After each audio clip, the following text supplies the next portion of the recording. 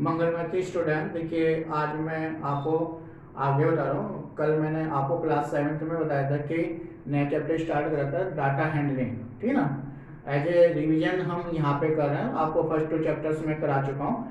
अब देखिए इसमें मैंने आपको बताया था अर्थमेटिक मीन क्या होते हैं। तो अर्थमेटिक मीन होते हैं, जैसे आपको कुछ भी नंबर्स दे रखे हैं, आपके क्लास में सपोज 40 स्टूडेंट या 50 स्टूडेंट्स है, उसका आपको मीन निकालना है। तो कैसे निकालेंगे, उन नंबर्स को ऐड करेंगे और जितने भी स्टूडेंट है उससे डिवाइड कर देंगे। तो उनको नंबर्स को सम करके उससे आप डिवाइड करेंगे टोटल नंबर ऑफ स्टूडेंट से, तो आपका मीन आ जाता है। तो इसमें फार्मूला मैंने कल आप लोगों को बताया था, मीन निकालने का फार्मूला होता है एक्स बार इक्वल टू, बाहर से डिनोट करेंगे, sum of the observation on total number of observation.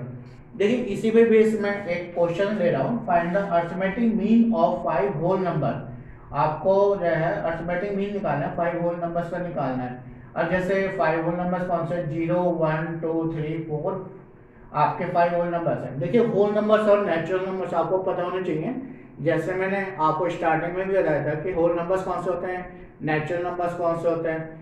तो जो नंबर 0 से स्टार्ट होते हैं, 0 1 2 3 4 and so on, countless number होता है। तो ये कैसे नंबर कहलाते हैं, आपके होल नंबर्स कहलाते हैं। और जो नंबर्स आपके 1 से स्टार्ट होते हैं, जैसे 1 2 3 4, तो ये नंबर क्या कहलाते हैं, it is called the natural number.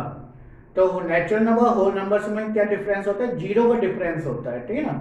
अब आपको इसका मीन निकालना है, तो हम क्या करेंगे, इन नंबर्स को सबसे पहले ऐड करेंगे, 0 + 1 + 2 + 3 + 4 अपॉन 5। तो यहाँ पे सम करके 10 आ गया, 10 को 5 से डिवाइड करना है तो 2। तो इस का जो मीन होगा 5 होल नंबर का मीन क्या होगा, 2 हो जाएगा, ठीक है। मैं एक्सरसाइज 3.1 का क्वेश्चन नंबर 8 ले रहा हूँ।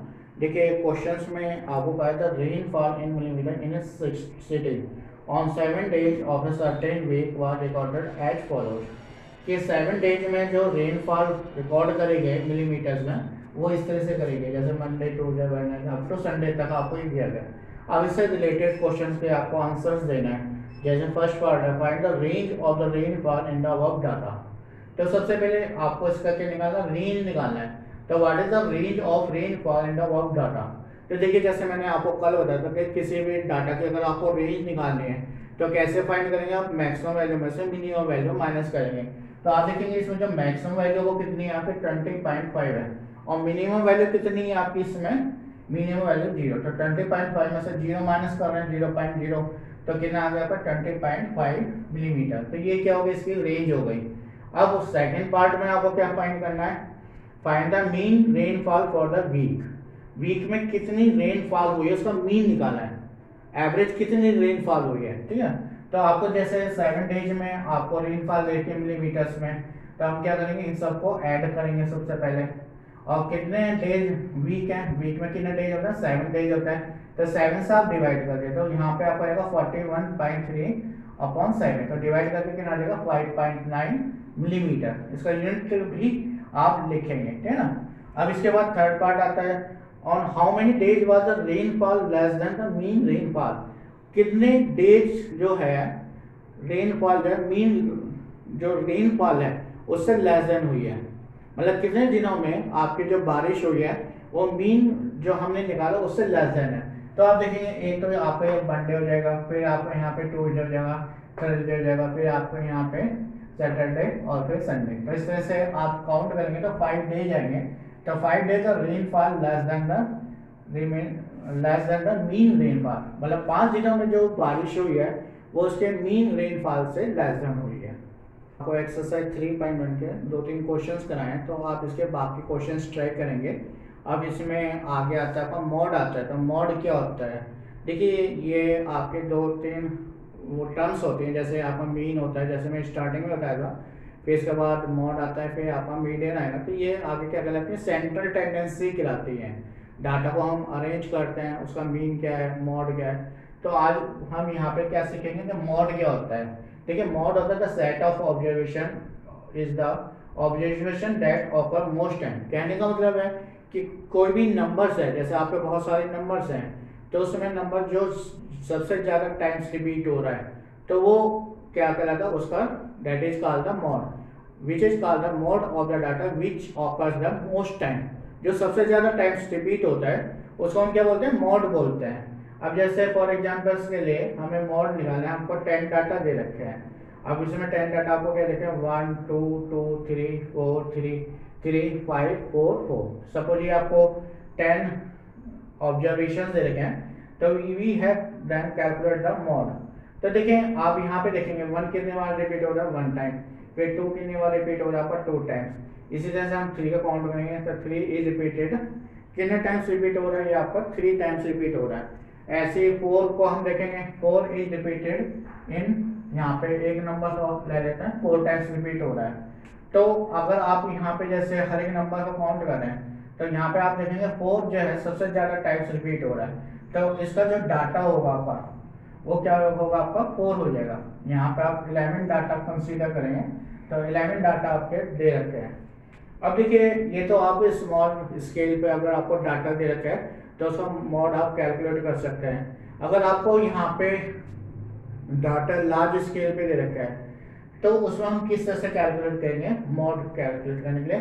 तो देखिए सबसे पहले हम क्या करेंगे, फ्रीक्वेंसी डिस्ट्रीब्यूशन टेबल बनाएंगे। जैसे मैंने कल आपको बताया था कि टेलीमास यूज करके हम एक टेबल फॉर्म करते हैं, टेलीमास है ना।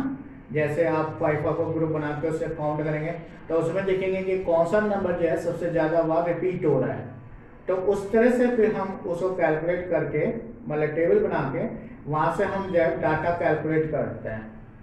तो इसमें है, so we calculate the mode of the data, we make the distribution table and then we observe that which numbers is repeated more times.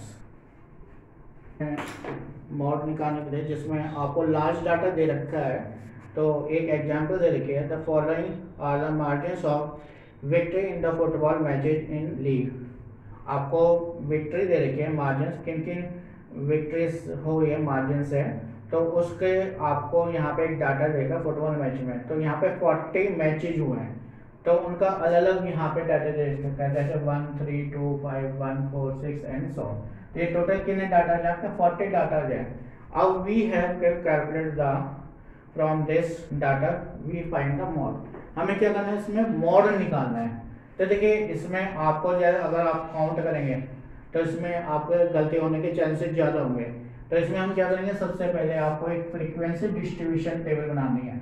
इस टेबल को जिसमें टेलीमास होता है और इसमें नंबर ऑफ जैसे मैचेस दे रखे हैं कि 1 कितने बार मैच हुआ, तो आपका 9 मैच बार हुआ है, ठीक ना। तो इस तरह से इसको टेबल को हम बोलते हैं फ्रीक्वेंसी डिस्ट्रीब्यूशन टेबल कहते हैं। तो यहाँ पे हम क्या करेंगे, टेलीमास यूज करते हैं, जैसे 1 9 बार यूज है, 2 आपका 14 बार यूज है, 3 कितने बार हुआ, 7 बार। तो टेलीमास में आपको बस ये ध्यान रखना है कि जैसे आपका 5 होगा तो ये पूरा आपको किसको शो करेगा, दिस रिप्रेजेंटेज 5 को रिप्रेजेंट करता है। बाकी आपके जैसे ये नंबर्स हैं तो ये किसको रिप्रेजेंट करेंगे, आपका 4 को रिप्रेजेंट करेंगे, ठीक है ना। तो इस तरह से हम यहाँ पे टेलीमास निकाले, आप इसका टोटल करेंगे तो जितने आपको डाटा दे रखे हैं वही टोटल इसमें आना चाहिए। जैसे 40 डाटा दे रखे हैं तो 40 ही इसमें आपका टेबल में टोटल आएगा। अब देखिए इससे हम इजीली क्विकली आप फाइंड कर सकते हैं कि which has the number is more time repeated. जैसे आप देखें 2 जो है 14 टाइम रिपीट हुआ है, 1 आपका 9 टाइम्स हुआ है। तो अगर आप इसका मॉड निकालें तो मॉड क्या होगा, 2 हो जाएगा, क्योंकि 2 जो है सबसे ज़्यादा रिपीट हुआ है।